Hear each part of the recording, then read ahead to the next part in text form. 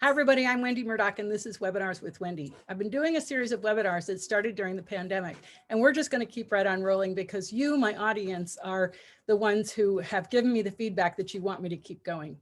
I have great guests lined up in the future, but today I have Sarah Schlote, and she is here to talk to us about really interesting stuff in terms of how our nervous system works. So welcome, Sarah. Thank you so much for joining me today. Hi, Wendy. It's lovely to be here. So Sarah, tell us a little bit about you. I met you at Guelph in 2019 at the International Society for Equitation Science, ISES, meeting, and you had a poster session there. And to me, that was the most important conversation of the entire meeting because you brought in the neuroscience of what's going on with horses as opposed to simply behavior modification. And to me, I'm a science nerd. I have a master's degree, and to me, the nervous system is where it's at. So tell us how you got to this point. Gosh, so my background is perhaps a little untraditional in terms of the horse world. So I'm a registered psychotherapist in the province of Ontario, currently living in a different province at the moment. And I want to just acknowledge that I'm on the unceded territory of the Tsilhqot'in First Nations community that I was invited to move here for. So I just wanted to acknowledge that they have been the caretakers of this land long before any of us arrived. So I recognize my presence here. But originally I was a registered psychotherapist and got into the world of horses. Gosh, I was really horsey as a teen, had a best friend who was into horses, and then kind of moved away from it a little bit. And then as an adult, I got really interested in the field of animal-assisted interventions, anything where animals and nature were brought in to support human development. Growth, learning, healing, etc. And for a long time, I had a website called The Natural Connection. This was back in 2008. And so from about 2008 to 2012, I had what was at the time the largest online directory for anything that was animal and nature related services, courses, trainings, books, people's locations, services, you name it, it was on there, and it was an international site. And I eventually took it down because it was just a lot of upkeep and I couldn't do it by myself. But that interest in the human-animal bond led me into getting involved with my rescue dog at the time with a therapy dog program. And then that sort of morphed into learning about equine-assisted interventions with horses. And then that prompted me to move into, around the same time, get training in something called somatic experiencing. So somatic experiencing is a body-based approach for resolving trauma in the nervous system that was developed by Peter Levine, but who he himself drew his knowledge from a number of indigenous tribes in South America. And so there's a lot of appropriation within the trauma recovery world, of course, but I like to acknowledge that as well. And so does Peter in his books. He's quite vocal about where he gets his information from. And the interesting thing for me was discovering that some of these more modern trauma approaches for humans are based on ethology, which is the study of mammals in optimal circumstances or their natural habitats, and including humans. And that somatic experiencing looks a lot at the effect of what he calls captivity conditions, right? So we live, although we're human, technically we live in a modern society where we're discouraged from being connected with our bodies and we're discouraged from understanding what happens in the body. And so, any kind of responses that we have that are actually biologically based, we tend to like shame them or shut them down, and so he talks about humans living in a social cage versus animals in captivity living in sort of, animal cages where our natural responses are not able to move through our bodies. And so a lot of us, both human and non-human, walk around with a lot of unresolved trauma and stress in our bodies because we aren't allowed or permitted to move through it or let it go or allow it to come find expression. And so somatic experiencing, among a number of different trauma therapies that I'm trained in, I really appreciate because of the cross-species applicability. And how it's like, oh, it's not just, it's not just humans that experience this, it's also other animals. And Peter is fond of saying that animals in the wild don't experience trauma. I'll preface that by saying they do. Animals in the wild can and do experience trauma. We see, elephants that who have watched their family members be decimated by poachers, who then go on rampages and sprees, of aggression and so on towards other animals and human villages and so on. So there are obviously animals in the wild that do experience trauma. Usually it's at the hands of humans. But Peter's point is interesting, which is that under optimal conditions, which again is the study of ethology, under natural optimal conditions, usually animals are able to move through their responses and live to see another day. In captivity, we keep all this stuff sort of tied up inside of us. We're not allowed to express anger or rage or have a natural fight response because we're going to get arrested. Like there's all these things that block us from these natural responses that want to move through. That there's no life police in the wild that tell that, gazelle, oh, you're not allowed to show aggression, there is no such thing. You move through your response and you survive another day. There's no sanction against these things. And so in the wild, what we're more likely to see is animals that move through their trauma responses because they're able to pass through freeze, come through the freeze response, come out the other side and discharge that through their nervous systems and then find balance again. And a lot of captivity-based animals, ourselves included, don't get a chance to do that for various reasons, and so that training in that model and then other models sort of subsequently really got me thinking about what is going on with the horse-human relationship, what is going on with horses. I'm not a horse trainer. That's not my background. Like I'm coming into this world really as a neuropsychologically inclined psychotherapist who happens to really nerd out about ethology and go, why are we not applying this to other animals?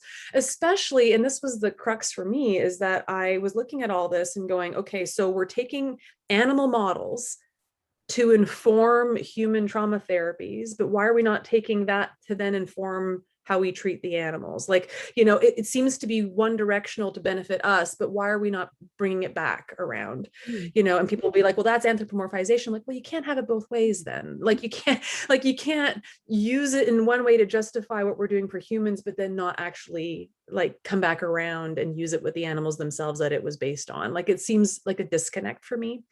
And so that's really what's motivated a lot of my writing and my and I think there's a difference between anthropomorphizing, that's a hard word, and recognizing this. So I'm always looking at the similarities between horses and people. And, I always tell my students, we both have a brain stem, we both have a cerebellum, we both have a motor cortex, we have more frontal lobe. So we can make up stories. Like I always say, like we dreamt of Star Trek and now we have communicators. Horses don't create fantasies, right? Right. And in the way the brain works, to me, that's a big separator. But we have all the other things the horses have, and yet we deny them. So I'm actually a Feldenkrais practitioner. And so yes, lovely. Body-mind thing is something that I've lived for many, many years. So yes, there's parts of the brain that are different the way a horse sees the world, but there's so many similarities in the way the neurological processes work. And I think that that's where we get confused between, because I had Janet Jones, who's a lovely person, and she's horse brain, human brain, and showing how the eyes are different and the sensory systems are different. And yes, they are. But then we have to come back to the neurology and say, well, we both have a brainstem, we both have a cerebellum. So it's both.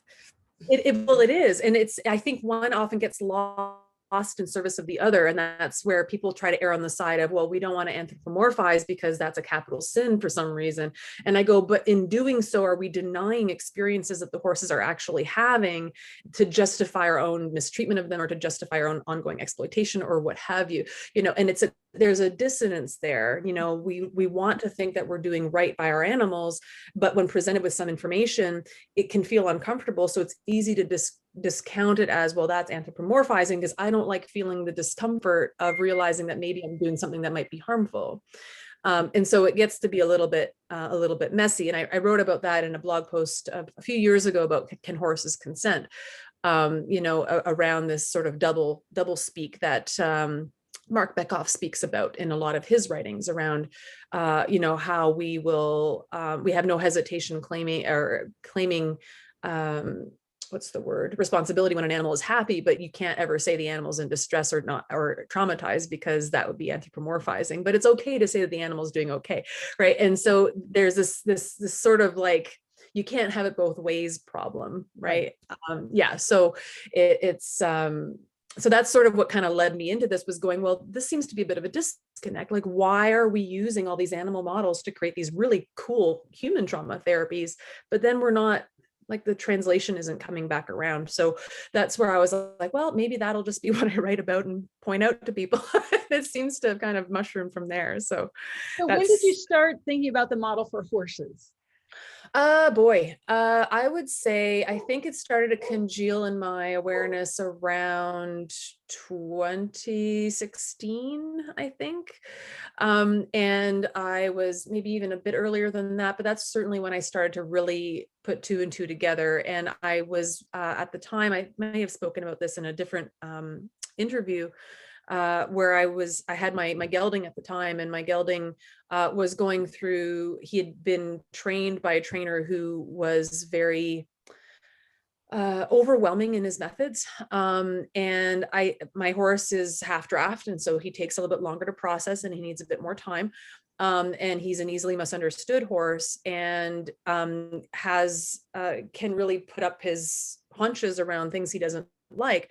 Now, some people have said, well, Sarah, you've encouraged that, you haven't, created expectations for him. And I'm like, well, this may be true potentially, but I also know that he was overwhelmed, and he was trained with methods that went beyond his threshold capacity. And then he developed a fear of novelty. He wasn't fearful of things when I had him as a yearling. And around age 3, I started working with this trainer, and then he started to become scared of stuff. And that has stuck ever since. It's just, he's just been like that. He's got a healthy self-preservation, which some people look at and go, well, that makes him difficult. And I go, no, that makes him self-preserving. Like, I just, I have a real understanding and appreciation for his history, and what has led him to be how he is. And people will go, well, he's being disrespectful, he's being a dink, he's being da da da. And I'm like, it's only because of situations where he gets a little bit unsure, and if we and that's exactly the whole concept of disrespectful, to me, doesn't exist. And it's been, so can you talk about that? Because I don't know that horses have that concept. They don't have that, like you said, right? They don't have a really developed prefrontal cortex, right? They're the biggest part of their brain is, I think, the cerebellum, right? That's and so huge. And that's huge, and that's based on what? Movement, that supports movement, right? And so if the largest allocation of their brain is around moving their limbs, what does that tell you, right? Like, we have to understand this. Dr. Steve Peters is another person who looks at horse-human sort of comparative morphology, right, in terms of He's been my guest several times, actually. Yeah, he's lovely. He's really lovely. And just as a small plug, we're about to launch Equiscience, Steve Peters and I, which is really cool. We're doing a 7-month series for horse owners who want to learn more about some of this stuff. So stay tuned. Awesome. We're about to release the information about that very shortly. Just tell me what the website is, and I'll put it in the chat here. Yeah, it's just about to get launched. You're more than happy to give it to you now. If you're listening to this video and it's not up yet, please check again in a few days. It will be up very shortly. We're just finishing the back end on the website, but it's equiscience.com. So EQUUSCIENCE.com. Okay, I'm putting in the chat. Just check that I spelled it right. That's correct. Yeah, you got it. Yeah, awesome. Equiscience.com. And then you'll be able to register for our 7-month series on all of this stuff. Where was I going with that, Wendy? So you were asking about. So we're talking about the cerebellum and how big it is. Respect. Thank you. And so my horse, like, I'm grateful that I have the trauma background that I have, because one of the things in the trauma world is we talk about having a trauma lens on behavior. So understanding things not from what's wrong with you, you're defective, you're lazy, you're disrespectful, etc. But okay, well, how is this serving an important function? Let's look at the function and the need behind the behavior as opposed to judging it, right? Which, is kind of what we still do. And so it reminds me a lot of in the world of addictions. Addictions for humans were called vices for a long time because they implied some sort of moral defectiveness, right? Like, the spiritually or morally you're defective, you just need to turn to God, or you need to you need to acknowledge whatever, right? Or there's some sort of thing. And in reality, we know it's not as simple as that. We know a lot of addiction, well, most addiction has to do with early traumas and early attachment ruptures and various overwhelming experiences that overwhelmed our capacity to cope, that resulted in us not having the brain development and the neurotransmitters we need to cope with life stressors in the future. And so as a result of that, we seek on the outside of us what we don't have producing naturally inside of us. And that's just how that works. We still call them stable vices in horses, interestingly, even though in the human world, we've tried to move away from the term vices, and so this is where those parallels exist yet again for me. And I go, that's so interesting. We have traumatized humans, traumatized horses. We call the coping strategies vices. We call them stable vices. Like the parallels just keep mounting. Yeah. And so for me, it's like, okay, well, that's interesting. We're treating them the same way that we treat each other from this place of lack of understanding. And so my horse, again, so he developed a lot of fear of objects. And for years I was told, well, you got to just have a heavier hand with him. And you've got to just, you got to make him work and you've got to do all these things. And I was like, but we have a good relationship. There's plenty of other things that he does really well for me, when I ask, and he does. And so I go, but it's not as simple as, he's just lazy, or he's wanting to get away with stuff because you've let him get away with stuff for so long. And I'm not saying that's not valid, but there's plenty of other stuff he wants to do for me. And so then I started to go, okay, well, how much of this then is fear-based, and how much of this is a nervous system response pattern now? And, and I started to look at it from the standpoint of what I was learning in somatic experiencing. And going, okay, are we going above threshold for this guy? Is he escalating really quickly into an activation response? How do we start to approach him differently about some of these things? And that's where I kind of moved into the direction of, okay, well, are we attending to thresholds? And then my lens on horse training methods, again, not being a horse trainer, but having a dabbling in sort of the negative reinforcement, sort of natural horsemanship world, and having had a dabbling in the positive reinforcement / behaviorist world. And let's bear in mind, negative reinforcement is part of behaviorism. Let's not completely separate things out. But the split in the industry seems to be such that we've got, this one camp versus this other camp. And there are people who are thankfully in the middle who can recognize that all of this is part of the bigger picture. But there are these extreme sort of positions that are taken. And with my horse Brando, everyone was like, well, you need to just keep teaching him. He had a fear of the mounting block. He and I had a bit of a trauma at the mounting block. I was putting weight on his back one day on a mounting block. I wasn't wearing a helmet. I wasn't planning on riding. I wasn't planning on doing anything. I was literally just putting my weight on his back.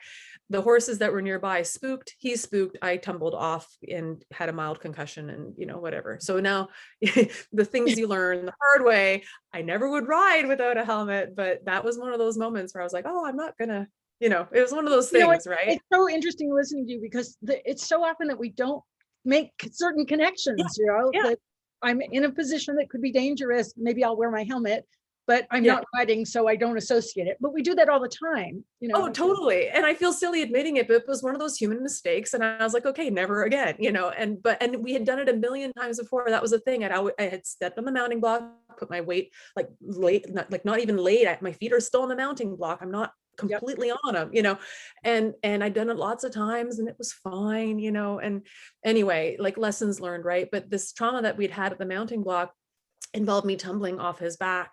And then ever since then, he was afraid of the mounting block because we had this shared experience around activation. Now, how much of that was his association now that mounting blocks are associated with scary things?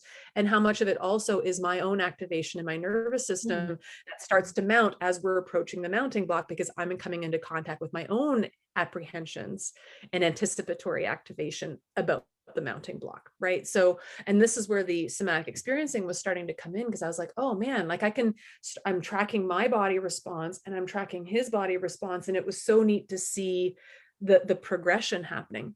And what was fascinating was I kept being told by trainers, oh, you need to use negative reinforcement. You've got to give him the option of either he stands by the mounting block and he learns how to relax, or you have the stick, right? And so it's either, and there's nothing wrong inherently with negative reinforcement. Horses use it with each other all the time. It's not a problem per se. The issue is that this was I was being told to use it with regards to a fear-based response, a trauma-based response. And it wasn't doing it. I mean, I spent years trying to get him over his fear of the mounting block using just negative reinforcement. This might, again, I'm going to preface this by saying this might work really well for other people. I'm not saying this to cast everything in a negative light. This is my situation with my horse in that moment, right? So I'm just speaking to that specifically.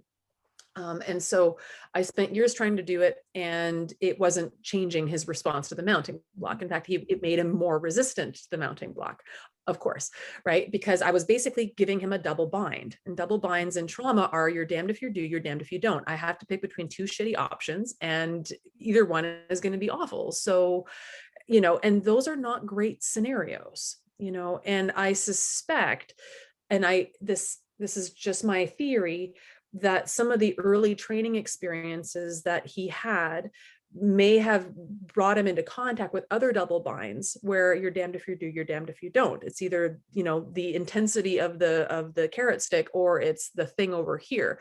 And I get that the whole point is the timing. You remove the stick, you remove the pressure, and the horse learns that the pressure is released, and this is what we want.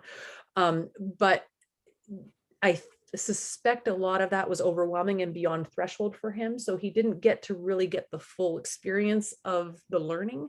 It just reinforced more fear because it was beyond threshold. Let's talk about threshold for a minute, because Yeah. you referred to it several times, and I just want to make sure that everybody watching understands that. Sure. So can you explain that a little more? Yeah. So when I mean threshold, I talk about the threshold of tolerance within which there's no survival energy at play. So, for instance, you can use pressure release methods and there's no survival energy involved because it's within a connected relationship. I'm feeling safe and trusting with you. The situation feels calm and safe. There's no sort of, there's no cues in the environment that make me feel uncomfortable or that send my nervous system into feeling threatened, and so I can be experiencing, pressure release type methods within a safe context, environmentally and relationally, and it's not going to cause any harm, right? Because my nervous system is functioning in what we might call general arousal, right? There's a certain amount of sympathetic nervous system on board when I'm walking around, right? I mean, I can have a sympathetic nervous system engage. People talk about the sympathetic nervous system as being a bad thing. It's fight or flight. It's not. The sympathetic nervous system is also just involved in basic arousal. Walking down to the corner to go to your mailbox involves a little bit of sympathetic nervous system, right? Because it's the gas pedal, right? You can drive your car. You need the gas pedal on to drive your car. It doesn't mean you're always speeding, right? And so the nervous system can be within a threshold of tolerance, right? That where there's going to be some arousal and it's okay and it's tolerable and manageable and it doesn't require an excessive amount of overriding, right? And so that's what I mean by a threshold. When we start to go beyond the threshold is like, okay, we're starting to really increase the levels here of what we might call activation. So some people don't distinguish between arousal and activation. I like to, because it really helps the concepts separate out, right? So activation is when we start to have what we call survival activation. It's like, oh, I'm starting to have, so here's polyvagal theory, Steve Porges's work. He talks about neuroception. Neuroception is if there's a sense of safety, danger, or life threat. Now, these are his words. This is how he's distinguished them. So safety is, I feel safe environmentally and relationally. My nervous system feels calm. When the cues are there that tell me I'm safe, I have a very specific felt sense experience of safety in my body. And that feels a particular way. Safety feels a way that is very specific, and it's not just the absence of danger or life threat. Right? Safety, it's not just by subtraction, right? There is an actual experience there, not just the absence of something. So there's the neuroception of safety, and this isn't just conscious, right? Neuroception involves all the unconscious processes by which we gather information from our environments as well. And so it's not always consciously aware. We're not always consciously aware that we feel unsafe. Right. True. So, right, here's an example, and it's not really a perfect example, but it's a good one. If you've ever been in a building before that had a really noisy ventilation system, and suddenly the ventilation system goes off, and the relief or the release feeling in your body that incessant noise is gone. Yeah. Right. You learn to tune this stuff out, but the nervous system has a response response. And so although we might not be in active fight or flight, the nervous system is now in alert, right? Because it's hearing noises that are in a range that the nervous system has learned to detect as a potential source of danger. And you can tell because when it turns off, oh, there's like a, oh man, I didn't even know that was annoying until it stopped, right? My So you, illustration of that is when we got our first Prius, my husband Brad, when yeah, we'd be in traffic, the engine would shut off and he was noticeably calmer instead of the right. aggro of being in a motor. That's right. Yeah. That's right. Right. And for some people, it's more than others. I think about people who have sensory processing difficulties, people who are autistic, people who have ADHD, people who have various challenges with sensory stuff, or even people with PTSD or other forms of trauma. Like these background noises are actually quite invasive and intrusive. But even for the average individual, these can be these background things that our nervous systems kick in about, right?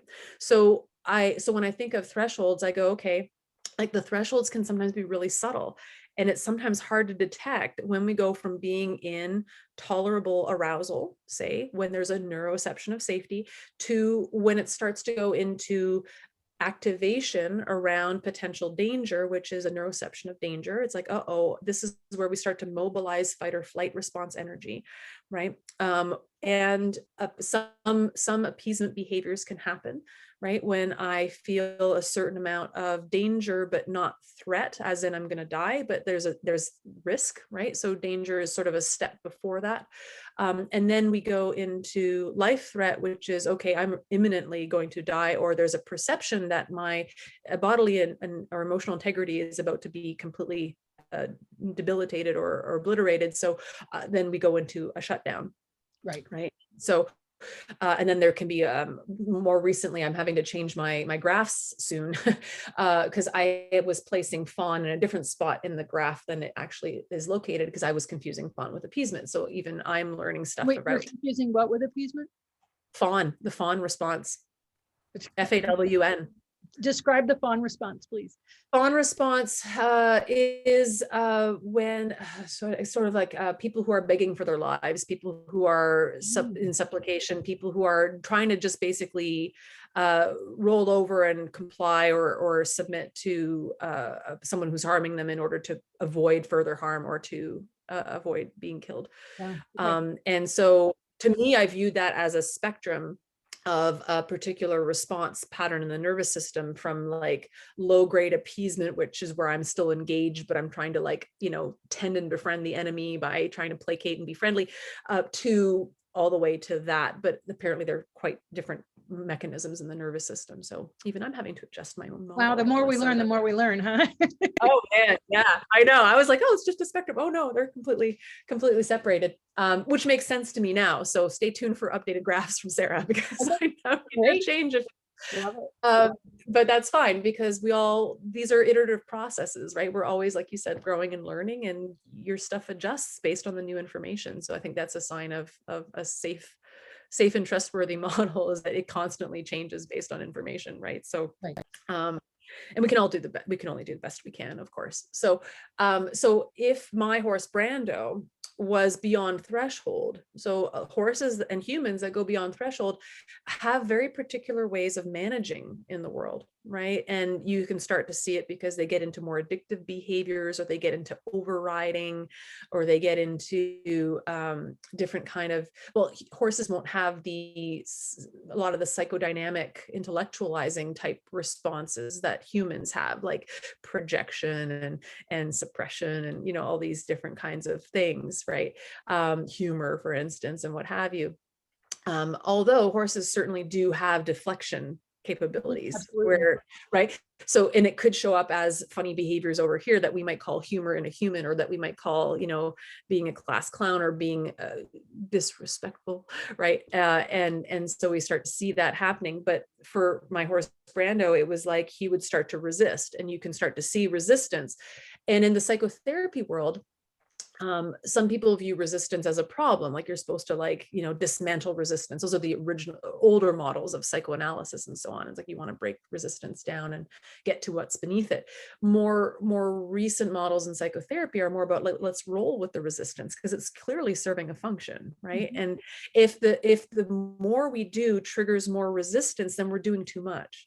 Right. we're doing more than what that nervous system has the capacity for, because it's going into its management strategies, which is what we call them in somatic experiencing. It's going into the coping mechanisms, right? And so SE, or somatic experiencing, is really about how do we titrate this down into building capacity to be with tiny, tiny amounts of the scary thing, as opposed to going into too big of a threshold that triggers resistance, for instance.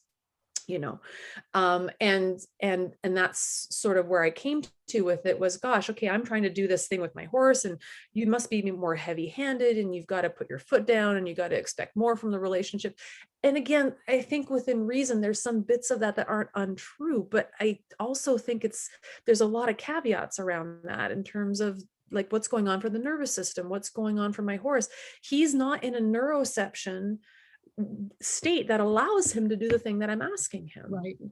Right. And that's the thing. Steve Porges makes it very clear. Neuroception, the state that we're in terms of our neuroception, will result in very specific behaviors and possibilities. If you're in one neuroception state, you can't expect a horse or a human specifically, but other mammals as well, to be able to do the thing that you'd expect them to do in a neuroception of safety if they're in a neuroception of danger, for instance. The behaviors are not possible. And if they are, or if they do occur, they come at a cost. Right. And so for me, I go, wow, okay, so what's going on with my horse? What's his neuroception? What is happening? Is he even still connected with me? And I started to apply what I was learning in these other attachment and somatic based models of psychotherapy to what's going on with my horse. Can I track him in the same way? Can I see, is he still connected to me, or has he checked out? Is he now overwhelmed by survival energy? Is he stoic? My horse is a part draft. My one gelding, my mare is a totally different nervous system, but my gelding, oh wow, she's totally different. She's fascinating.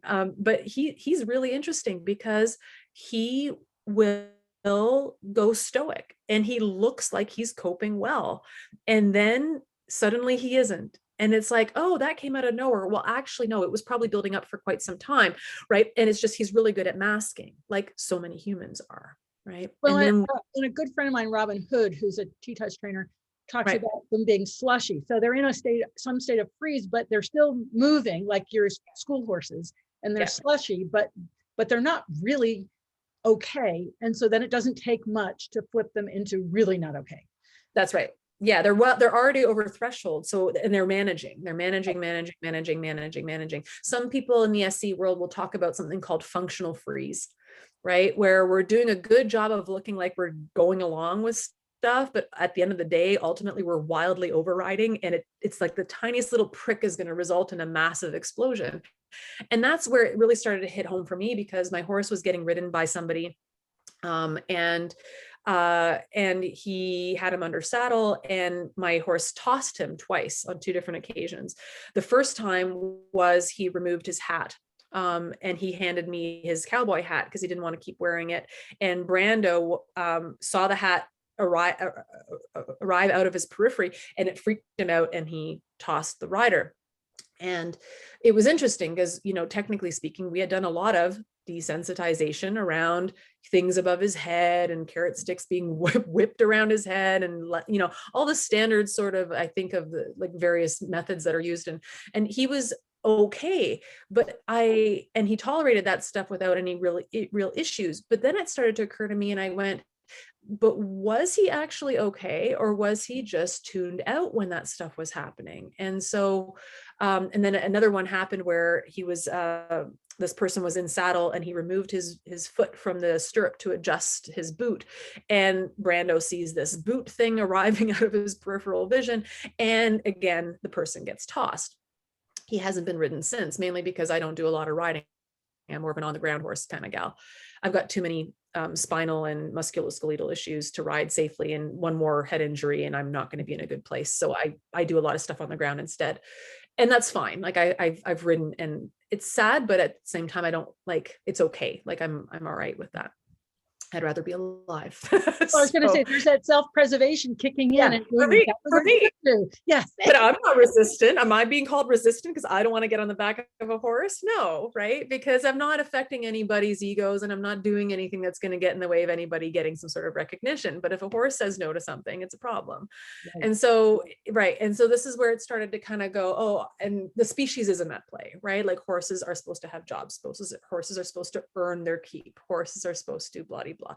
And again, I'm not saying this to shame anybody or anything. This is a historical thing. We've quote unquote used horses for transportation and all these things for eons, right? Ever since they started to be domesticated. So it's not, I'm not trying to poo-poo any of that. It's just more, I look at sort of where do these beliefs and perspectives come from, Absolutely. right? Right. It is what it is. We live in an anthropocentric world. This is just how it is. And horses have to learn how to live in a human oriented world where, and sometimes they're expected to do stuff. And not all the things that we expect them to do are harmful, but sometimes they are, right? And that's where it becomes challenging. And because horses don't have a really good prefrontal cortex where they can rationalize that something is, it's just going to be a few minutes, it's going to be okay, it's going to be over very shortly, I promise you're safe, are you here with me? And all these things that we can do to support connection and to reassure, that doesn't mean anything, right? They're in their survival parts of their brain, because that's what the largest parts of the brain are, is self-preservation and movement, right? And so when a horse gets kind of scared at something and decides to not do the thing, we accuse them of being non-compliant and getting away with stuff and being spoiled. And I'm like, but they don't have those concepts. Right. And then I think to myself, is that how you were parented? Is that how, how were you parented? Those words don't sound like words that a horse would use. Like, where did you get those words from? Like, I get curious about what creates horse people to have the beliefs that they do. As a psychotherapist, that's more my interest, right? That's a whole nother topic that I know we could go on for hours, because people are drawn to horses unconsciously for many reasons, and often it's mirror what they need to, or who they are. And yes, we could go on a very long time. We do. Well, I remember Linda Kohanov talked about that in one of her books. Was it Linda? No, might have been Linda. I know for, who was the other person? Carolyn Resnick talked about in Naked Liberty. She talks about, I'm pretty sure though Linda probably talks about this as well, but about how many people, especially women, are drawn to horses as little girls, or as children, or, and they're drawn to horses as children, and they have these dreams of freedom and liberty and these, these grandiose sort of images. And then they get involved in the horse world and it's kind of stripped from them, because they get with trainers who, just you keep whipping them until you get what you want, and you get this sort of very disillusioned experience.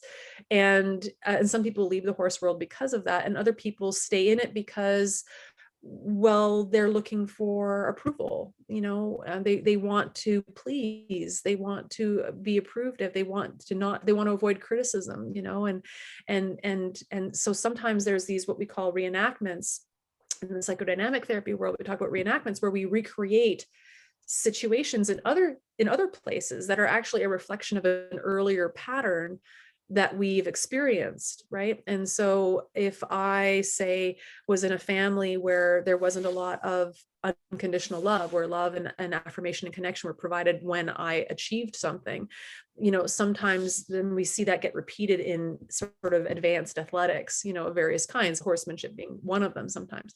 Now, this isn't to say that all horse training or all horse disciplines are full of trauma and abuse. Let's not throw the baby with the bathwater. There's some really wonderful coaches out there, and there are some people who do work with horses and with humans from a really trauma-informed, ethical place. And there's also a lot of rampant abuse. It's also there's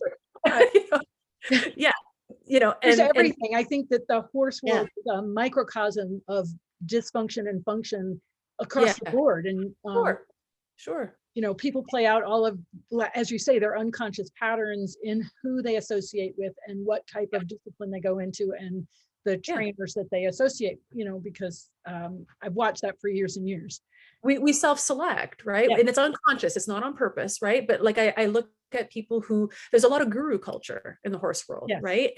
And you look at guru culture in the spiritual world, you know, the people who go to these retreats and end up sexually abused by like the guru kind of thing, right? Like this happens, it's prolific. You look at the people who get brought into or drawn to guru culture type situations, and often in the history there's going to be some stuff. I mean, there's going to be some childhood stuff with parents, family of origin, whatever, that unconsciously lead people into situations where they're re-victimized. And it's not on purpose. I'm not trying to blame the victim. It's whatever behavior happens by a guru, say, towards his followers or her followers, is wrong.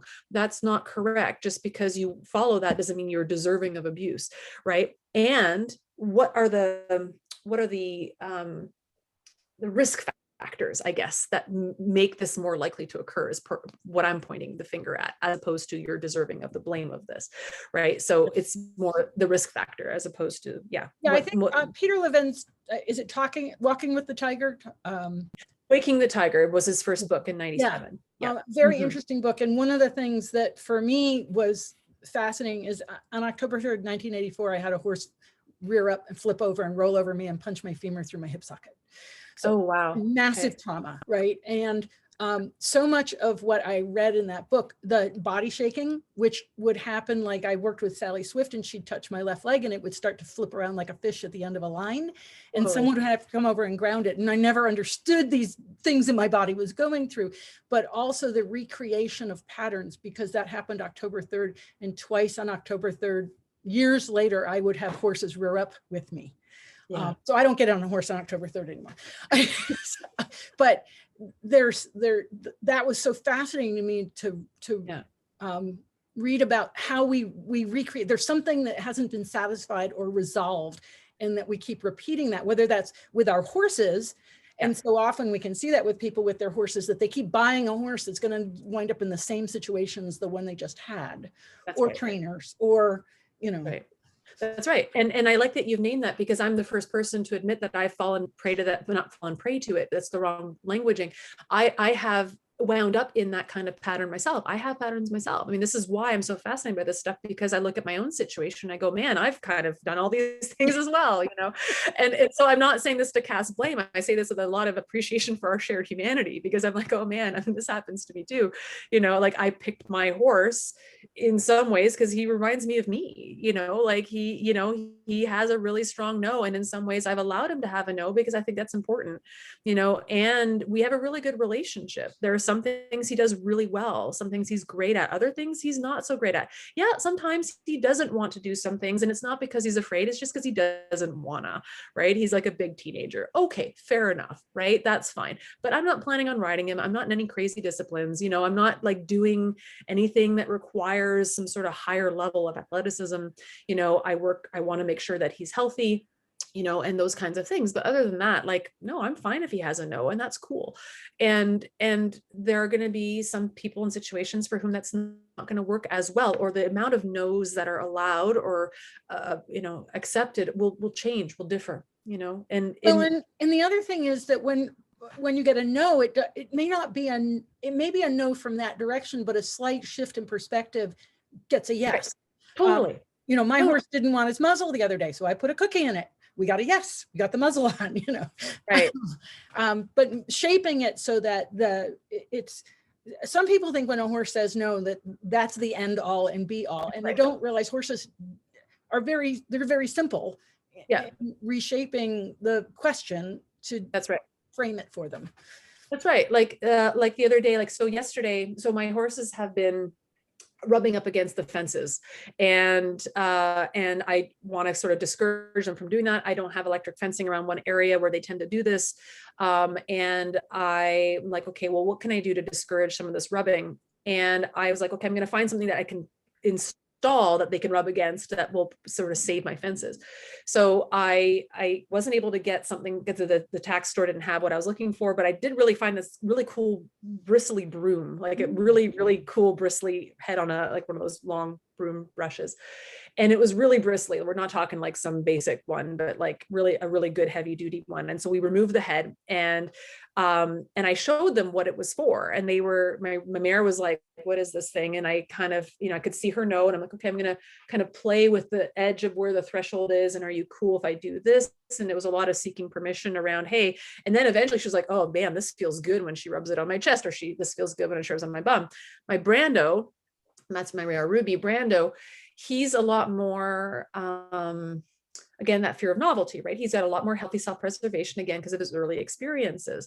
And so I have to go a lot more slowly with him. So I showed it to him by doing it with her first. Yeah. Right. And then he was still like, he wouldn't let me go right up to him. That would have been like, you could already see his apprehension. I had it in my hand, and I moved towards him, and you could see his face and the little peaky question mark above the eye, like, what is, and you could see the worry, and I was like, okay, nope, we're going to just do this really slowly. You're going to sniff this on your own terms.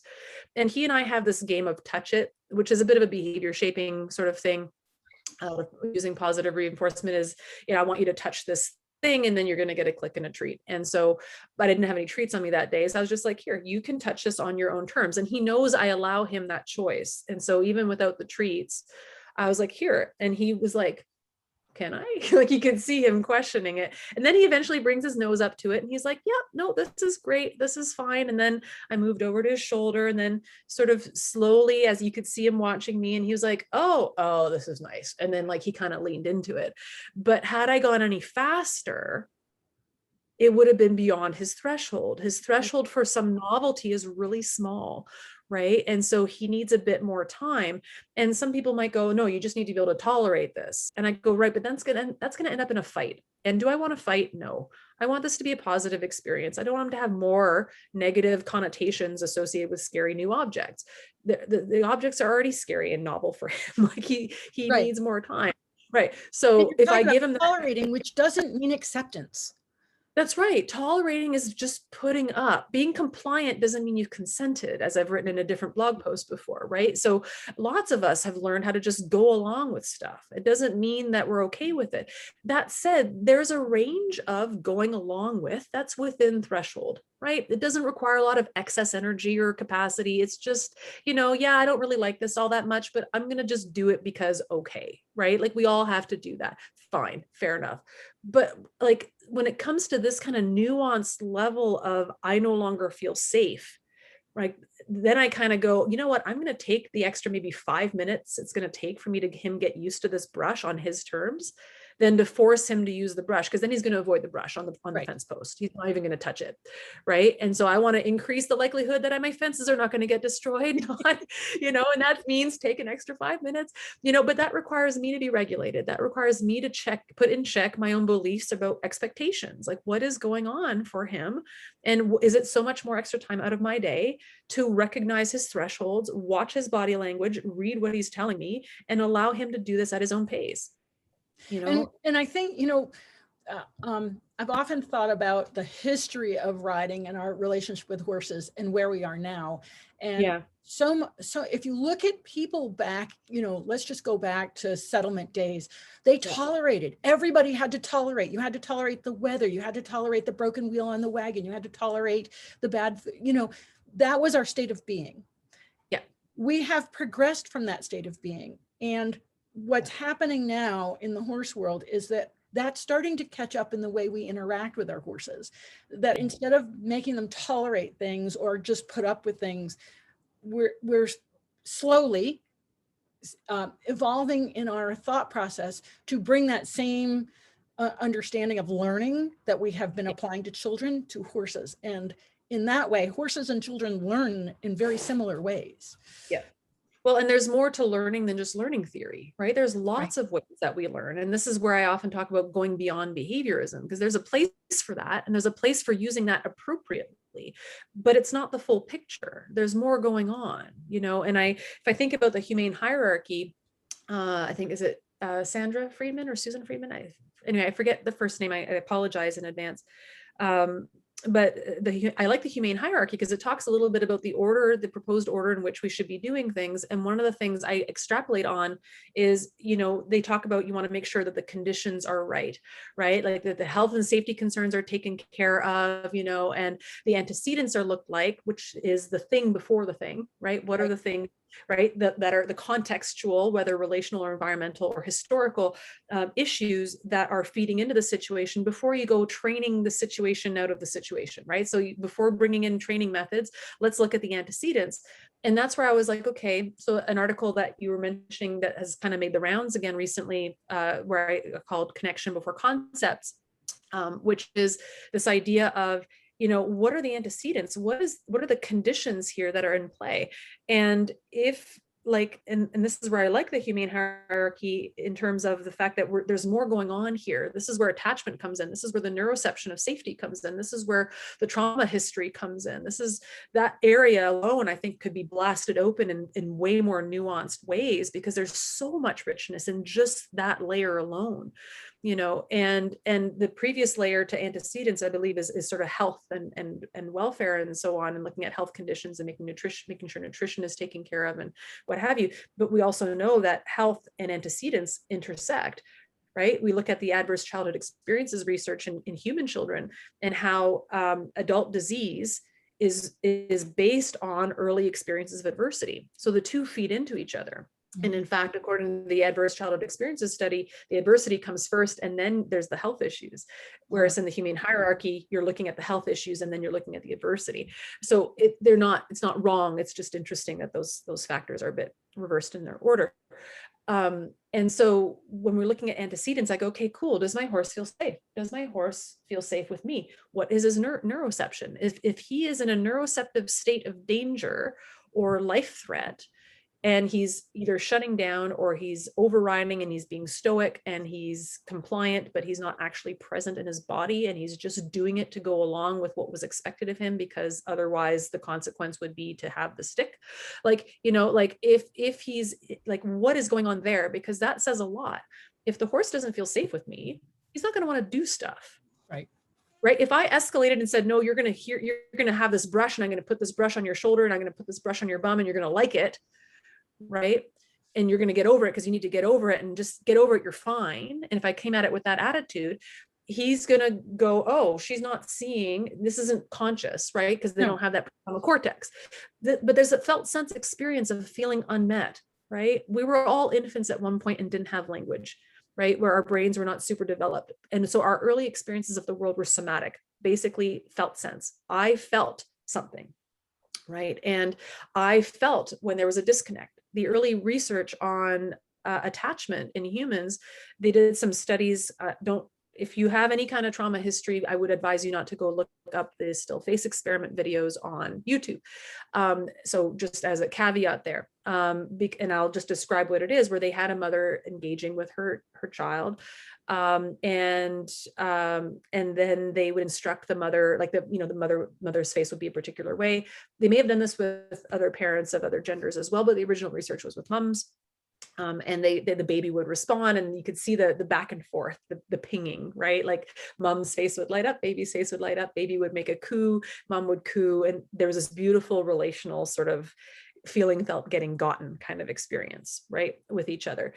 And we can feel that. The baby doesn't go, oh, I'm feeling felt and getting gotten right now. My mother is attuning to me. Like the child doesn't know this. This is an infant. The brain has not developed to even not to consciously acknowledge that. No, but there's a felt sense experience, because you can see the facial expression, the body's calm, the face is bright, like there's a lighting up, there's a relational dynamic. So obviously on some level, there's a bodily felt sense of safety and connection, right? We feel it, and we feel it when it goes away, because in the still face experiment, the mom was instructed to make her face go blank. So basically, lack of facial expression, 1,000-mile stare, no engagement. Right? So the baby would try to engage with mom, and mom was just instructed not to engage. They only did this for a short amount of time to not cause trauma, right? But it was still one of those kind of, in spite of the fact it was still short, it was still very telling, because when mom's face was instructed to go blank, or parent face was instructed to go blank, infants started to have confusion and distress and start to like have a lot of crying or resistance and wanting to push the parent away, and like braced responses in the arms, and all these kinds of things started to happen. And then they would instruct the parent to re-engage facially with the infant to restore connection. And then you could see the child's nervous system calm and feel settled, and so on and so forth, when the connection and the attunement were available. Horses don't know, oh, I'm feeling felt, da da da da da da da da, right? Or, oh, I'm being misattuned with. They can't. It's like an infant. They can't rationalize that. But there's a felt sense of, I'm expressing discomfort and you're still doing something anyway, and that feels a particular way in the body. Right? That feels a particular way, and it leads to distrust. Right? It's like, oh, okay, I'm doing this thing. So yeah, could I have gone with this broomstick bristle thing, and forced my way onto my horse? Potentially. But he might have just, well, to what end? Right? Because I wanted it to go faster. Right? And it went way slower in the end because he would reject it. He would totally. And then it. That's right. And then I would have bought this broom head for no reason because my horse won't even touch the damn thing. Right. And so then I would have even been more annoyed, and it would have reinforced my own beliefs at sea. Right. So the belief that, oh, he's being disrespectful is self-reinforcing. It reinforces my sense of justification of being frustrated at my own horse. And then that just perpetuates. And then I think to myself, because I'm somebody who has a history of having experienced a lot of frustration in my own life as a young child, and a lot of different experiences of misattunement and a lot of different things going on there. And then I think to myself, I'm so used to feeling frustrated as a baseline state where my needs are not met in a way that feels supportive or helpful. Is this now just another reenactment for me of my own felt sense experience of frustration that I'm so familiar with, right? And so here's the layers, and this is why Sarah is a psychotherapist and not a horse trainer. But it's useful information, because I go, but this is where the problems stem from. Not all of them, but like it's so interesting for me, where I go, man, like what is playing out here, and what is infiltrating or contaminating sounds like the wrong word, but like what is mirroring, because we we come to the horses with a certain attitude, and they mirror that back to us. And if we take it as them to us and not recognize it's us to them to us, then we react to that and it escalates because they're just projecting back what we put out. Well, and they're not just blank slates that just project, right? They're, as some colleagues of mine in the natural lifemanship world, they talk about how horses are not mirrors, right? They're not mirrors. They're a real living, breathing being in an actual relationship with us. So I get the mirror metaphor. Like I'm not trying to like. No, you're right. It's true, because I know Callie King. You obviously probably know Callie. Yes, I know Callie. Yeah, it's a small Callie, lovely. Yeah, Callie's lovely, and Callie promotes the same sort of perspective as well, right? I have, there's a lot of shared kindred spirits out there, and so one of the things out of their world is that the horse is not a mirror, the horse is not a metaphor, the horse is a living, breathing being that's having its own felt sense experience in this moment. Yes, there may be, and from my perspective, I go yes, and there may be a reenactment playing out, and there may be, and that can be true, and there can be sort of projection happening, like we project our needs and feelings onto the horse, and we end up in a reenactment of a similar pattern in our lives because we've had that pattern elsewhere. And sure, that's fair, because that's what we bring to the relationship. But the horse isn't just this blank slate. It comes to the relationship also with a history of, how many horses in captivity were weaned too young? How many horses in captivity had imprint training? How many horses in captivity, were separated from their bands and didn't get to choose their family bands and were forced into different situations and had ulcers and were stalled for prolonged periods? Like, we know the captivity conditions that create trauma and addictions issues in horses. They're very similar to humans, right? And so, how many horses have that? So they come into this relationship with us. And yes, it may be our reenactment of a familiar pattern that the horse is involved in, but they're not just not feeling it, right? I think that, they are their own being as well. Yeah, they're in it as well, and they're having their own experience of that, and it's as opposed to being a blank slate that's just mirroring us back to ourselves, right? Yes, there is a mirroring, but you know what I mean? Like, it's more nuanced than that. So I get. But it's, if we bring our my point is, if we bring our frustration to the barn, we're gonna see our frustration in front of us in their behavior. Correct. Because I look at it more in terms of the transfer of nervous system state. So is it that they're just a mirror, or is this literally social coherence? Oh, I see what you're saying. Right? Is it blank slate mirror that the horse is going, well, here's what you're doing? No, it's I'm reacting a certain way. My nervous system is in a particular state. The horse's nervous system is pinging off of that and is now in that same state as well. Got it. Right? So Because now we're back and we talk about that joined nervous system. As soon as you start working with a person and you put your hands on, you actually have a conjoined nervous system because it's interacting with the person you're touching. You got it. I'll give an example. I did a touch training. So the somatic world has a lot of offshoot trainings on working with somatic touch and touch for attachment regulation and various other kind of, there's so many within the world that I come from. And as a Feldenkrais practitioner, you'd probably really appreciate that. And so I have a number of touch trainings in my toolkit that I've used. And I went to a training once and I was on the treatment table as the recipient of touch, and someone was going to practice on me. And they put their hand sort of like right here, you know, sort of just below the diaphragm, upper belly sort of area. And I immediately felt anxious, like distressed, panicky, anxious. And my practitioner, the person who was in the helper role, who was testing this out for the first time, they were like, okay, so track that sensation. What are you noticing as I come into contact, you know, da, da, da. And I'm like, and they're like, oh, is this your first time receiving touch? I'm like, no, I've had a lot of touch work and body work over time. I can almost guarantee you this isn't mine. Like, this doesn't feel like my energy. Like it happened the second you put your hand there. So it's possible it's mine, but can we test something? So I as the quote unquote patient on the table, I said, would you remove your hand for a moment and we'll see what happens. So she removes her hand and sure enough, my anxiety goes away. And so technically that still could have been my anxiety about her touching me, but I asked her and I said, how are you feeling right now? And this person admitted and said, you know, I missed the first couple of days of the module. I'm arriving now. This is my first attempt at putting a hand on somebody. So I'm actually feeling really nervous. And so that's how it was for sure for me. I was like, okay, yeah, that was the transfer. And I felt it through touch. Right. You know, right to my gut, which, you know, our enteric nervous system is a whole, there's a whole bunch of vagal stuff there that Feldenkrais does. Yeah. Yes, for sure. Big time, big time. So, but just to say as an example, like it's this transfer. I sensed her nervous system state by how she was feeling when she put her hand on my belly. But you can sense into somebody's state just by standing next to him. Absolutely. Or her or them, right? Like you don't need to be in physical contact to pick up on a state. You know, well, and this is, you know, I don't know how much you know about Surefoot, but one of the things I have to be so careful of when I do a workshop is the amount of time people are actually around the horses when they're on Surefoot pads. And because what happens is the people sit there in their chairs drooling, they all just chill. And I can't talk to them anymore. So I have to titrate because when horses stand on Surefoot pads, they go into this parasympathetic. And I've talked to Stephen Peters. In fact, he was one of the first people I showed it when I first started. Cool. The horse's electromagnetic field, for lack of a better word, expands and engulfs everybody in the space, and everybody just winds up chilled. And so, you know,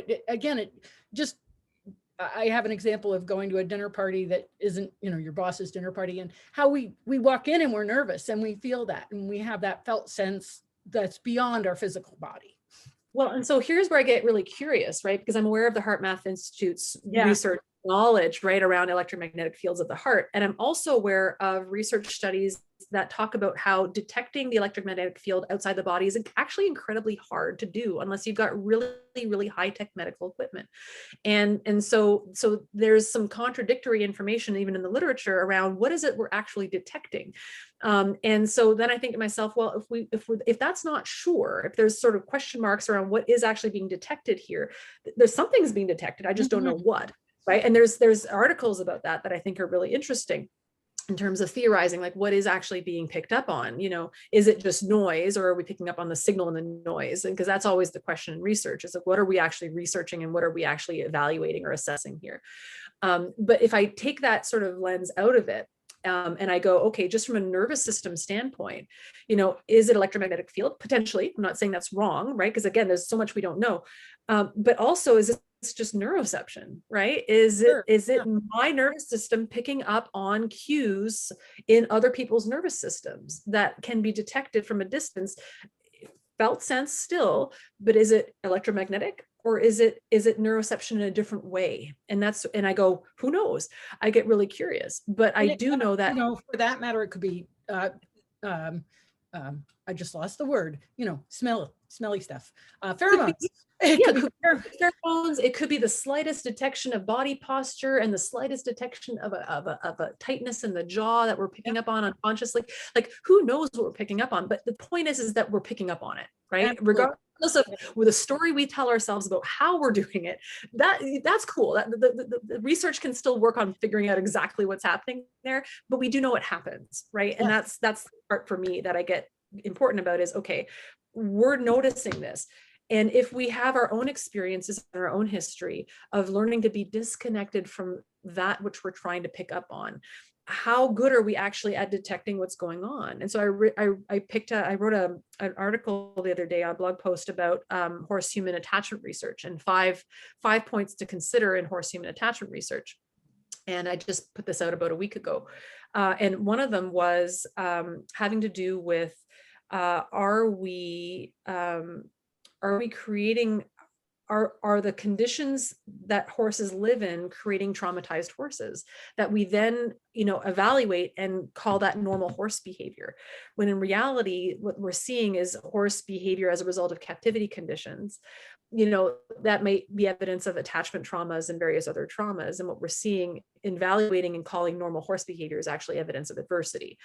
And so if we're that disconnected from our own sense of our own bodies and our own neuroception, how are we able to even pick up on the neuroception of horses? And is and a lot of people who are attracted to horses might have histories, right? A lot of people turn to horses because they call them my therapist. My horse is my therapist, and right, and being with my horse makes me present and it helps me feel grounded, and this can all be true and lovely. But then I think to myself, gosh, how many people are self-selecting into being horse owners? Has anyone done a research study of people who are drawn to horses? What's their history all about, right? And are they aware of their bodies? Are they aware of their own tendency to override? Are they aware of what is going on there? Can they pick up on it in horses? Are they projecting stuff onto horses that isn't actually happening because it's their own stuff? Like, this isn't to malign horse owners. I'm one of them. I'm speaking a lot about my own experiences here when I talk about this. So when I say this, it's because I'm coming from my own background, right? And I go, man, like, what was I missing? Because I wasn't even noticing it in myself. And I really didn't notice it with my horse Brando, because although I was learning somatic experiencing and learning all this stuff in a human to human context, I was seeing these things playing out with my horse, but I was allowing the trainers to tell me, oh no, you need to be heavy-handed, you need to do this, you need to do that. So I out of my own tendency to obey authority and to follow rules and to be prey to gurus, right? I've over time, I no longer do that stuff, but there was a time in my life where that was really powerful for me. And that was a pattern that I had. I was like, oh my God, like, I was in my own trauma response by blindly ignoring my horse's body signs, the very signs I was learning to detect in myself and other people. I was ignoring them in my horse because I was listening to the guru. Right. And it was like, man, my trauma pattern yet again, and so it's been neat. Because I think so many of us can relate to these personal stories that you're sharing in terms and the thing that just keeps going through my mind is the human experience is such a conundrum. It's just, we have the power to even think about these concepts, which horses don't have the ability to do. But when we start to think about them, we can get ourselves so wrapped in a twist because there are unanswerable questions. Am I doing this because I'm recreating my own? Well, maybe, or maybe now that you notice, maybe that was, you know what I'm saying? It's, Yeah, well, then what's different if we slow it down, right? So there's all this head knowledge, and we're talking from a pretty heady place today, and that's fine, you know. If I were to bring up this whole topic from a somatic standpoint, like we'd be slowing this way the heck down, right? And going, so as we're talking about this, what are you noticing in your body? Like if I was coming at this from a therapeutic standpoint and working with the body's experience of this heady topic, we'd be doing this very differently. I mean, we would have slowed down after the first 5 minutes. We would have been like still in minute 1 of this conversation, because we'd be tracking what's going on in your nervous systems, listening to this topic, you know, and then being with what's the nuances of what's starting to show up in the body response, right? So we're kind of bypassing a lot of that just to kind of get to the content, but there's a whole other layer of awareness here playing out. So people might be going, well, so what? So what if this is happening? Well, yeah, so what? That's a great question. Like, so what happens in your body as you ask the so what? What's happening for you right now as you're hearing this, you know, like, and let's start there, because there's so much. And it doesn't, I like to tell people, you know, this can all be really overwhelming. You know, it's like, oh my God, like what have I been doing all this time? And there's so much healing for me to do.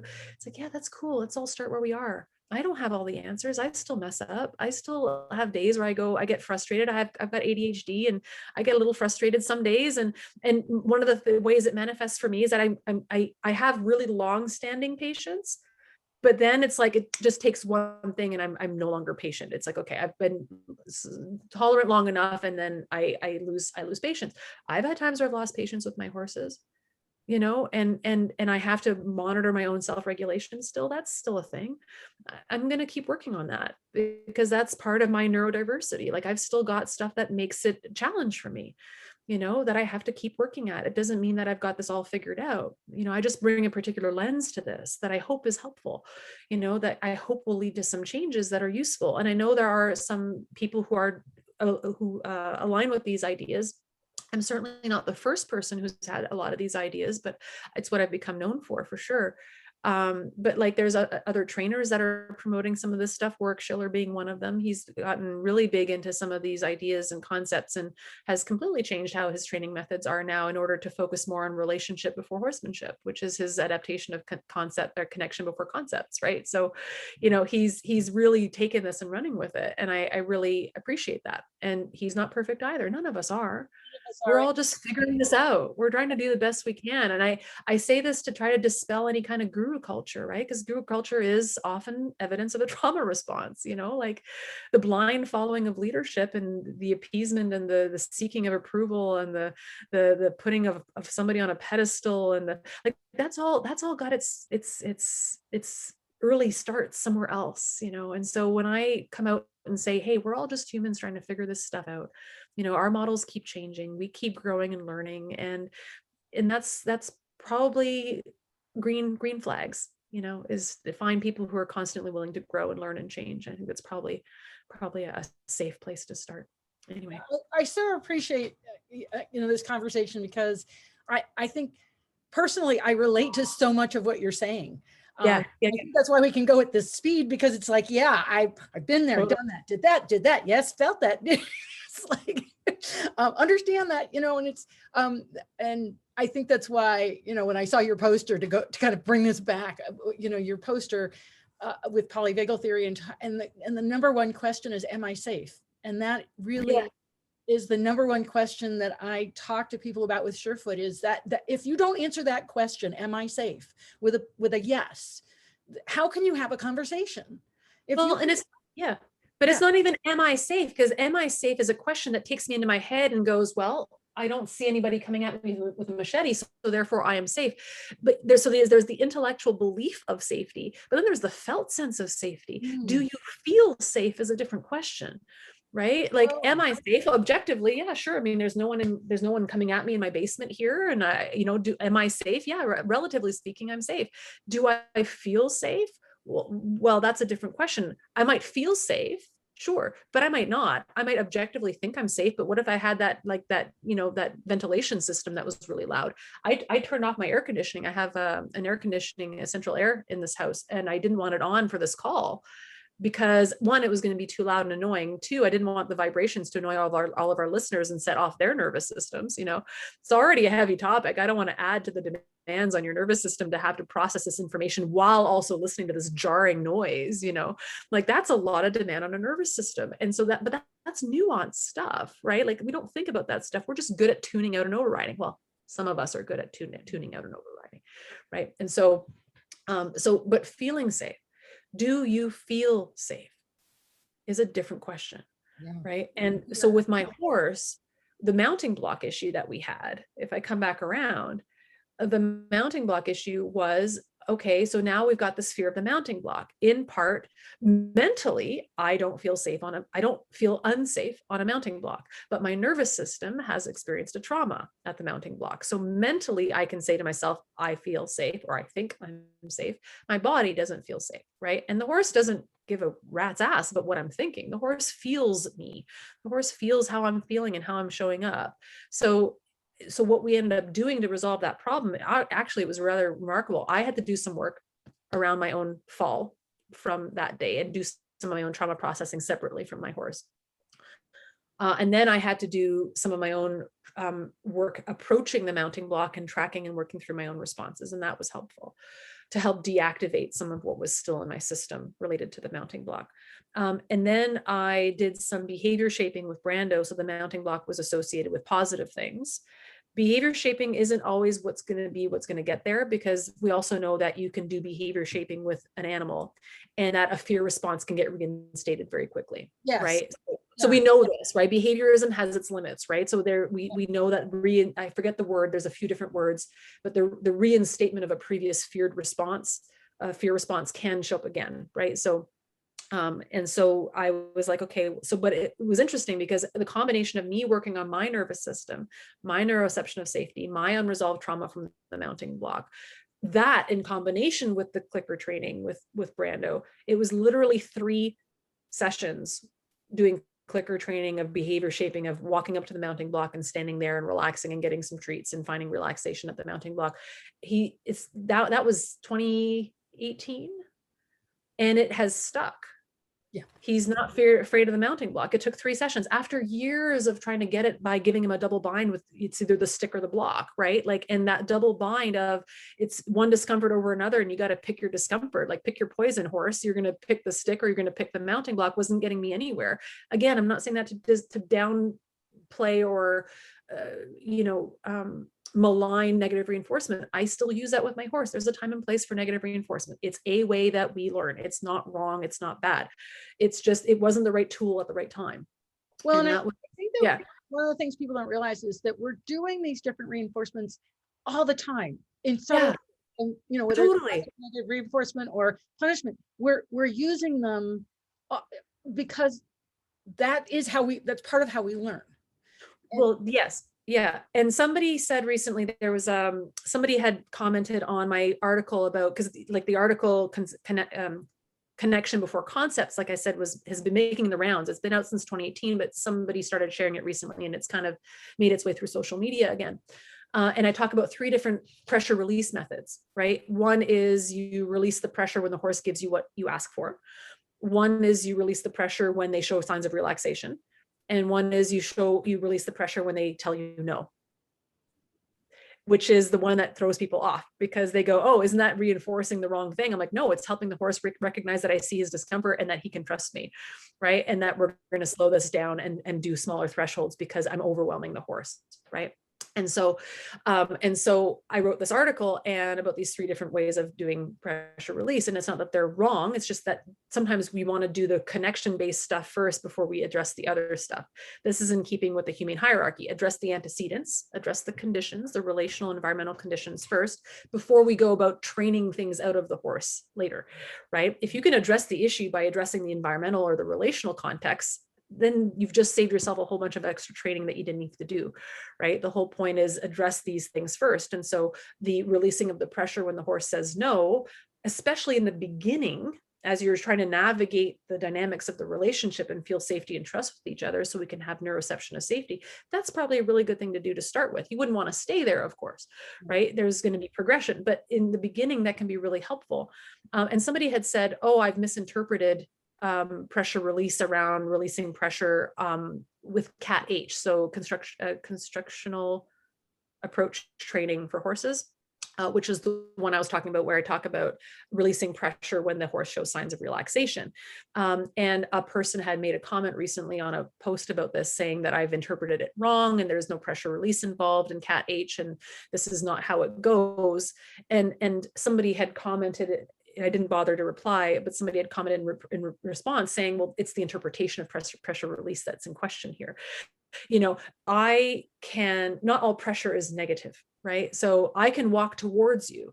That in my world is a stimulation. Any stimulation is ergo pressure, right? So like me walking towards you, Wendy, is a form of pressure. You might experience that as really being positive because we like each other and and we get along well, right? So so that might be pressure, and then I might walk away from you, and that's a release of the pressure of walking towards you. It doesn't mean that you experience that as pressure. But from a language standpoint, it's a stimulation towards you and a removal of that stimulation. That to me is pressure release, right? Maybe other people don't determine or call it that, but if you take sort of behavioral traditions aside and remove those and just look at what is going on from a basic dynamic standpoint, I'm walking towards you, I'm walking away from you. That is increasing pressure, releasing pressure, right? And so I'm using the words in that way. That might not be how behaviorists use the terms, but that's I'm coming at it from a broader than behaviorism standpoint. So because the person was like, well, that's not pressure release. But like you said, it's very subtle, right? I watched a video once on the internet of somebody who said, oh, we don't do pressure release here because of the negative connotations around negative reinforcement. Again, misunderstanding of what negative reinforcement actually means. And it's a common problem.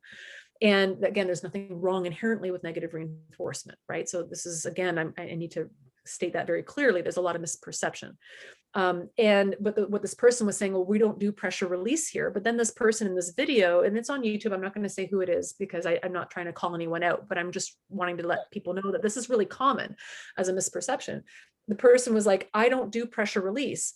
And then what do? They go up to the horse's shoulder, bring their hand up to the shoulder really lightly, really light contact, and then ask the horse to move away from a light amount of contact. And then they remove the contact and they said, oh, see, so the horse just followed my energy, and then I could pull the energy away because they followed my energy and did what I asked. I'm like, but that's pressure release. Like people don't get that that's what it is too, and it's interesting for me because I go, but it's wording, it's language, it's connotation, right? Well, and I mean, if you're not going to apply pressure release, then the horse should be out in the field by itself in the biggest field possible, and that's it. But horses apply pressure release on each other. They move each other around, right? I mean, the concept of moving into a space or moving away from a space. Yes, that is pressure release. Is pressure release. That is pressure release. Probably that people get hung up on, but it's you're changing the environment in some way by increasing. Yeah, exactly. You're increasing a stimulation. You're increasing something, right? Something is appearing that wasn't appearing before, and then you're removing the thing that was appearing, and so, yeah. It's so important to have this discussion and talk about this because there is so much misinterpretation and misunderstanding. And some of the words are really confusing. It took me forever to kind of figure out, positive, negative, because I don't think that way. That was really confusing for me. And sympathetic, parasympathetic, I understand it, but again, they're words that learn what they mean. They don't mean innately. They mean, yeah. Well, this is it with negative and positive reinforcement as two of the four quadrants within learning theory. I mean, negative reinforcement, people often think it's negative or bad, right? Because of the word, just the valence of the term, the connotations around the terms negative and positive. Positive reinforcement must be better because it's positive. No, it's additive and subtractive. You got to think about it in terms of that standpoint, and which I don't understand why the behavioral world hasn't adopted. And I'm not the first person who said this. Other people have made this suggestion as well. Why can't we call this additive and subtractive reinforcement to remove the words negative and positive so that people aren't so confused? Additive reinforcement is you add in the thing that's desired as a reward for performing the behavior. Subtractive reinforcement is you remove the adversity thing. You remove the thing that's the pressure or the thing that's not liked as much, right? And that's kind of where it is. And this is where that person was like, well, it's not to remove the object in cat H when the horse shows signs of relaxation doesn't mean that the object was a negative adverse thing. And I'm like, yes, this is where I'm using the terms differently from classic behaviorism, right? The pressure release within behaviorism classically refers to negative reinforcement, the pulling away of something adverse, right? That is not wanted or that's viewed to be distasteful. I'm talking about a broader understanding of the word pressure release, right? Pressure release is I increase something and I remove the thing. It has nothing to do with adverse or not, right? And so it could be experienced as adverse depending on the nervous system, but I'm talking specifically, right? I'm specifically talking about an action towards and an action away from. Increase pressure, release pressure. It is what it is, right? It's just a different interpretation of the language. And so I never had a chance to really speak to that issue because it was on one of the posts on social media recently. Somebody had called me out and said this was an inaccurate article, even though it's been making the rounds and everyone seems to really like it. But this one person was like, no, this is not how the words are used. I'm like, no, not in that world. You're right. In that world, in a strictly behaviorist standpoint, no, it's not used in that same way. I'm not coming from that standpoint. I'm looking at an overall pattern of approach, retreat, increase, decrease, right? Increase pressure, release pressure, right? There's 3 ways that we do that. They're called different things depending on your tradition. But if we look at the baseline pattern of what is playing out in each of these situations, there's something and then it's being removed. Right. And so let's look at that as being the theme and let's look at that as being the pattern as opposed to nitpicking about connotation. Right. I'm looking at a pattern here. Example of the mother with the baby, she was adding yes, that's right. facial expression. And then when it was removed, it was a really awful thing for that baby. Right. Yeah. Again, that was a removal or an additive. And so, yeah, I'm glad you're clarifying the words because it is confusing for many people. And it's been twisted in many ways in how people want to interpret it. So having a broad definition, a simple, broad definition, then we can put things into context. Well, and so this is what we're hoping for with the Equiscience program that Steve Peters and I are creating and that we're rolling out pretty soon, is that we're wanting to take a lot of these heady topics and really break them down so they're really accessible and understandable for folks, because this stuff is confusing. This stuff is rife with conflict and politics, and this person doesn't speak to this person, and and different opinions, and there's facts and opinions, and even the facts sometimes are not always sure because we're still studying and learning, and so it's messy. And so if you've enjoyed our conversation today between Wendy and I, but found it really fast paced because Wendy and I are kind of like going at this at full tilt. If you've kept up until now, congratulations, and welcome to the Keener Club. And if this was too much for you, that's totally okay, because a lot of this stuff is really, really heady and really overwhelming. And so, which is why we've created the Equiscience program. So we're trying to take a lot of this stuff and really slow it down and really break it down so that it's accessible for horse people, right? You don't have to be professional to take this training, although certainly professionals want to take the training for their own knowledge, they're welcome to, but it's really meant to be geared towards a broader audience who might not be all that geeky or nerdy about some of this stuff, who really want to just learn some of this stuff to make sense of it, so they feel a little bit more comfortable, with these topics, because there is a lot of confusion. No, there is. So yeah. Sarah, for my audience, what is one thing that they can do with their horse to take any, we've talked about a lot of stuff, but what's one thing they can do to implement what we've been discussing today? Totally. So I would suggest, if we slow this right down again, if you come back into contact with yourself and the horse in the moment, really mindfully, all the stuff sheds away, right? All the headiness that we've talked about. What is the felt sense of safety for you? How do you know? How do you know when your horse feels safe? It's not a head thing, right? If you say, well, because I am, that's coming from your brain. That's right. Right? Your prefrontal cortex. Horse doesn't have a prefrontal cortex. They're not going to be able to answer that question for you. You have to feel into it. You have to sense it. It is a felt thing, right? And it's more than the absence of danger or threat. It feels like something, right? So when do you feel safe? What does that feel like in your body? And is that how you feel with your horse? Is that how your horse feels with you? Question, because that, I've been a riding instructor for over 30 years, and I get these students, and they're not feeling safe. Everything they've been told to do has put them in a position of danger. But when they feel that safety, it's like a light switch and everything changes for them. And so I think that that's just a fabulous thing to have people do. Is it doesn't have to be on your horse. It just, when you're in a safe place, what does that feel like? And then is that what you feel like when you're with your horse? Correct. And if not, then there's something that we call overcoupling there, right? Something has now gotten infiltrated into your relationship with your horse that makes you feel unsafe. And by extension, your horse feels potentially unsafe with you. That's the piece that might want to be looked at or healed, right? So that would be the starting place. Do you feel safe? What is that like? How do you know? Awesome. Yeah. Well, Sarah, I want to thank you so much for this conversation today. It's been absolutely fascinating. And I hope you'll come back and do some more webinars, and maybe we can get you and Stephen Peters together, which would, I think, just be mind-blowing. And we can talk about some of what is going to be in your course. So stay tuned, and I will be knocking on your door again. Sounds good, Wendy. Great. Well, thank you everybody for joining us today. And just remember that you can find this and all the other webinars on the Surefoot Equine YouTube channel. Subscribe to the Murdoch Method email list, and you'll find out about all of the upcoming webinars every Sunday when I send out that email, so you can be sure to sign up.